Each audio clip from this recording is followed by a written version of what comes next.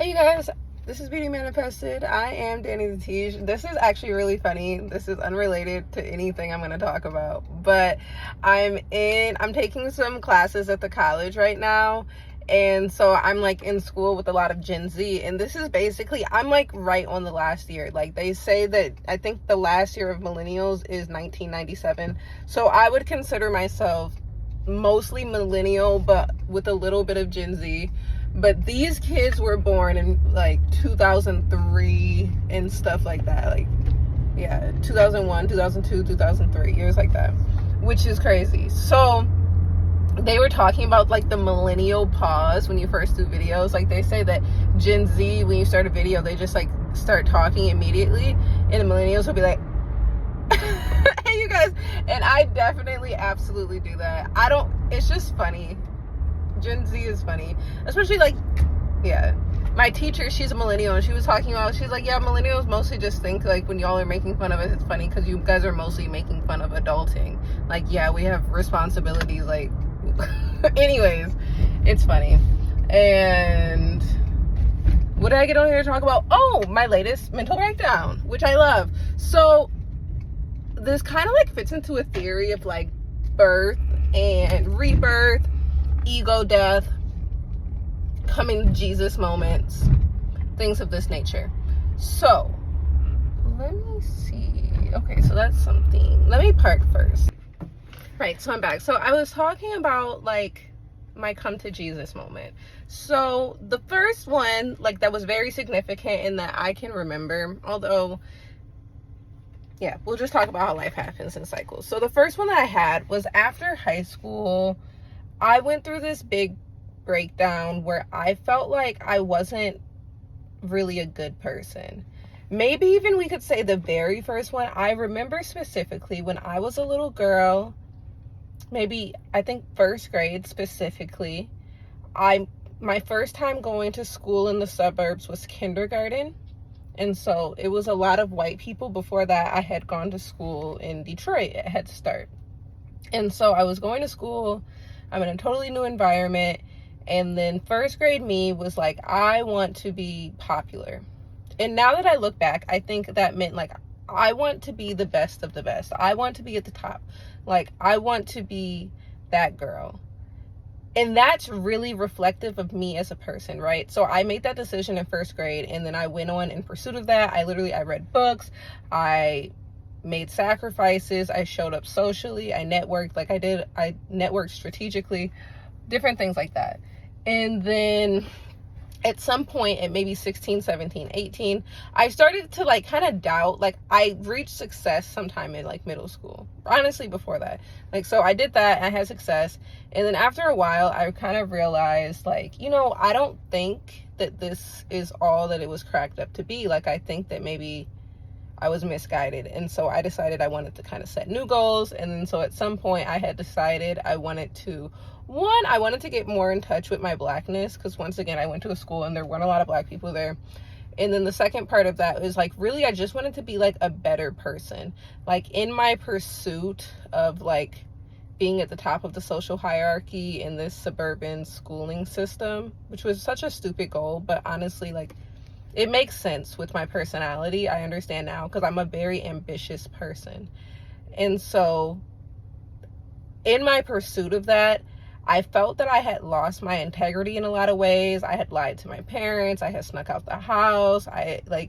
There were certain people who I had like rejected simply on the basis that they didn't fit the persona that I was trying to fill. And I was just living like a very shallow and vain existence, and I didn't like being like that anymore. And I had quite a breakdown. Like, I was like, I'm not happy. And I think specifically, like, I had this night, I was supposed to have my sweet 16 birthday. It was going to be epic. It was going to be huge. I was super excited. We were planning it. And then I got in trouble for sneaking out, lying to my parents, and drinking, and then getting like absolutely wasted at this concert on a Wednesday night at 15 years old. And then my mom had to come pick me up. And then obviously I was in huge trouble, and we got my party canceled, and it was like a big deal. And I felt so much shame. And that probably might be like what fueled it. I was like, I don't want to live like this anymore. Like, I'm not happy. Like, this something's got to give. And so I went on this whole come to Jesus thing without Jesus, actually. But I went on this whole thing where I wanted to be a good, kind person, and that was good. And now recently, so I had my business for 4 years, and honestly, what drove me to do that, I remember having a couple breakdowns with my ex-boyfriend where I was like so just like overwhelmed with everything that had to be done, and just like I would just cry like so much. It was so much. And I would just say to him, like, I just want everyone to be proud of me. Like, I just want everyone to be proud of me, because I've always been kind of like the black sheep of my family. And, you know, I just wanted to do something that they would like respect and they would admire, and that would allow me to hold my head up high. And so I did that, and it was a career in sales. And honestly, I did end up attaching a lot of my ego in it. And then so in this time, I feel like I got deeper and deeper into spirituality, little g, the universe and stuff like that. Yeah, a lot of stuff like that, actually. And further away from religion. Although I really hadn't been deep into religion since my like early childhood, because I just had a lot of questions that I didn't understand. Yeah. And I had been rebellious, lying to my parents, all this stuff, right?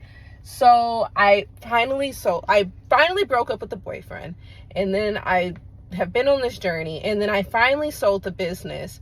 And so it's only been a couple months since then, and I've been in this amazing come to Jesus moment again. And this time I actually have brought the Bible into my experience, which has made life so much more fulfilling, so much more meaningful, so much easier, because I feel supported on my journey. And it's just been so amazing, like including God in everything that I do. And then along with the religious journey, I've decided that, like, as I review these past cycles that I've gone through, the underlying desire of mine is to make something of myself, to be something that I can be proud of, to hold my head high, to make my family proud, to, you know, to do something remarkable. And it's funny because today we were in class, and it's a communications class, and we were talking about communicating identity, and she showed this funny riddle, and it was like, or it wasn't funny, it was a riddle, and it was like, a boy is rushed to the hospital where his dad died in a car accident. The surgeon begins to pull out his knife, I'm already messing up. The surgeon pulls out their knife, looks down and says, I can't operate on this boy. This is my son. And so we're supposed to be like, how could this be? So the dad died in the accident, and we're like, a lot of people were confused. And then the first answer that came was like, oh, it must be a gay couple. So one of the dads died, and one of the dads is the surgeon. And then underneath that, and then when I was like, oh yeah, like that makes sense. Underneath that, it was like, the surgeon is the mother. And I was like, oh my gosh, like that didn't even come to my mind. And like consciously, duh, like I know women can be surgeons. Like I know women who are surgeons. Like I know that. But that was not on my mind at all. It didn't even cross my mind, which goes to show, like, subconsciously, I've been deeply programmed to not see women in those kinds of positions. And that goes into my now pursuit of, I'm wanting to get into IT, I'm studying cybersecurity, etc., etc., etc. And I've never seen myself as a technical person. And when people talk to me, they don't see me as a technical person. That's just not a role. And it's not that I'm not good at math or anything like that. It's just that I just never really imagined that for myself. Like the archetype that I imagine when I picture, if someone's like, oh yeah, a software developer, I would never imagine myself. Like I would imagine someone who's very different than me. And so now I've been called on this journey where it's like, no, you can do what people don't expect you to do. You can be exceptional. You can rise above. And I've been really especially motivated by my paternal grandfather, because he was a Black doctor at his time, which was absolutely remarkable. And I say, like, because it was just like so exceptional. Like, he was an only child. Like, I don't know how he even got that idea to become a Black physician in the 50s. And so I was talking to my other friend, and she actually is a data scientist. So she's already working in the field that I would like to work in. And when I tell you, she's absolutely remarkable, and she comes from a beautiful Black family. And I was talking about how I've been so motivated by my grandfather because he was a Black doctor in the 50s, and that's so remarkable. And I would like to also, you know, play that role in moving my family forward. And she was like, yeah, my grandfather was a civil engineer in the 50s. And I'm like, it's giving Black excellence, period. And so I feel that my life and my journey has led me here for a reason. I'm just starting this journey, but I feel so motivated to see it through to the end. And quite confidently, I can say, like, anything that I have truly wanted, I've been able to succeed at. And that was before I was even including God in the journey. And I was telling my grandma about how, like, I feel so confident including God in the journey now. And she was like, you know, even though you were not talking to God, he was still listening. And I was like, I love my grandma. Like, she always, ever the optimist, half glass full. She's such a sweet, sweet lady, because I share the same sentiment. One of my affirmations is, even as I walk through the pits of hell, God always had his hand on me, which is so true. Like, even on my darkest days when I made horrible decisions that I'm not proud of, I was blessed. I was lucky. I was saved. Like, my life could have been snatched from me multiple times. And I feel like God carried me through because he always had a plan for my life. He could see what I couldn't see. And now I'm here, and it's beginning to be more clear, but I'm in a state of surrender where I realize that I don't get to know 10 years in advance. I don't get to know maybe even 5 years in advance. But I have learned how to execute on plans. But sometimes plans change. And so I've been given this mission right now. I'm in school. I'm taking it one day at a time, and then 1 year at a time, and then 1 decade at a time. But I feel that it's becoming more and more clear. I know myself a lot better. I understand myself a lot better. But more than anything, I just surrender it to God. I've seen it work out so many times that it's just not something that I question anymore. When I was younger, I used to question God a lot because there was so much that I didn't understand. And still, there is so much that I didn't understand, but I've seen enough to be able to say, like, I don't have to understand it. I trust that God's got it. It's not something I question. I've already seen it. It's like, I don't understand this, but I trust that he can see it better than me. And so I surrender to the will of God. And that's it. And I guess that's all I'll say on this today, but I'm really grateful. I'm extremely grateful. I'm extremely excited. I am becoming more open to sharing this journey. I hadn't been sharing it before because I was kind of scared that I wouldn't be able to do it, or that I would quit, or like different things. But I become more and more convicted every day. And so I'm feeling comfortable sharing it. One, because I know I'm going to see it through, but also so that I have more accountability to people. And this kind of goes on. If you haven't seen one of my other videos, you really should subscribe, because if you watch the whole story, it gets to make sense. If you just hop on for one video, it doesn't really make sense where I'm coming from. It just seems random, but everything comes together. This is a video diary. It's a channel for storytelling. And if you tune in, I would like to say it's a fun journey. It's like a book. It's like a novel unfolding. My life is a movie. Anyways, where was I going with this? I think I lost my train of thought. I was saying in the other video about how when I was younger, maybe 18, 19, I was like a political activist. I wanted to volunteer on campaigns. I was super liberal. I wanted to save the world and change the world and end world hunger. I had all these hopes and dreams.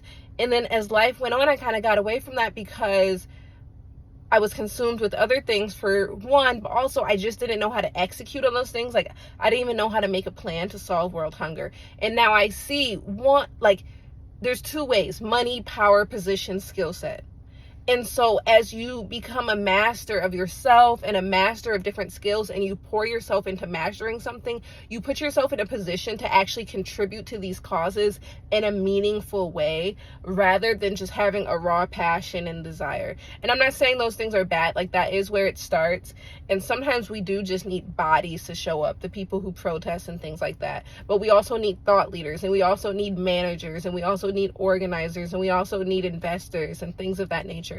And so the more that you can develop yourself to be able to fit one of those roles and contribute to the things that you are passionate about, the better. And that's what it means to be a productive citizen or a productive member of society. It means to have honed yourself into an asset, rather than, no offense, this is not going to sound good, but rather than being a liability. Like, some people, this is going to sound so bad, like, this is conservative, because sometimes the conservative people talk about, like, people who just rely on government assistance and things of this nature. And of course, like, some people have disabilities and we can always make excuses, but I think we all know some people who literally are just taking up space. You guys can talk about me in the comments if you want, but I think we all know some people who are literally just taking up space, usually because of their mental illness. I'm not faulting them. I don't judge anyone. Only God can judge. But there are some people who, it seems, have lost the will to live. They're going through life like a zombie. They are not excelling. They are not thriving. They are just existing. And that's just not what I want for myself, personally. And so that's part of my drive, part of my motivation. And as I look back on my life, I've always had that in me. And my grandma calls it a desire to be constructive. And she says you'll always be successful if you have a desire to be constructive. Just never lose that. Because a little effort every day goes a long way. Like, they say the only way you can fail is if you quit or if you never start. And so I'm on this journey, and it's like, just keep going. And you'll end up somewhere. Shoot for the stars, because even if you miss, you'll land on the moon. Just just do anything. Literally do anything. The only way that you can mess this up is if you do nothing at all. And even then, that is a life lived. Like, it's not my place to judge. Only God can judge. And I don't know what's in your heart, but for me, I want to be someone of significance in this life, and I feel really excited on my journey, and I just wanted to share that with y'all. I love you. I love you. I love you. Be blessed and have a beautiful day. I love you.